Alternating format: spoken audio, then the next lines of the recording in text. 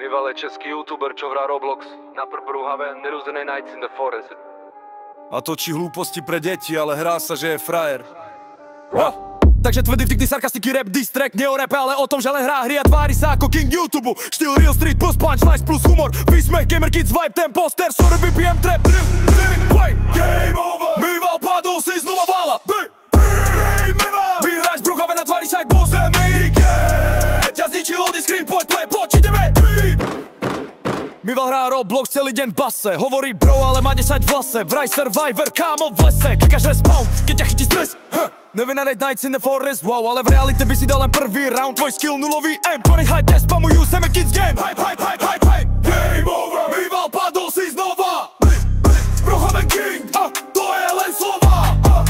Hráš sa na hviezdu, pre deka roleplay. Ale mimo Robloxu, nemáš gameplay. Keď sa vypneš server, kde budeš? Tu ti dá like, to ti napíše super video. Realita nemá respawn, kamo. Ja mám track, ty máš like, tvoj celý kanál je detský tag. Bez Robloxu by si bol lost, YouTube ťa drží len pre host. Na kamere úsmev mimo, ticho, keď sa prokryť do zrkadla vidíš, glitch vo. Tvoj fan sú žiaci z druhého ročníku, ja robím rap, ty len hráne na paniku. Tak vypni hru, Mival. V realite sa neresetuješ. Toto nie je brovame. Toto je rap. Game over!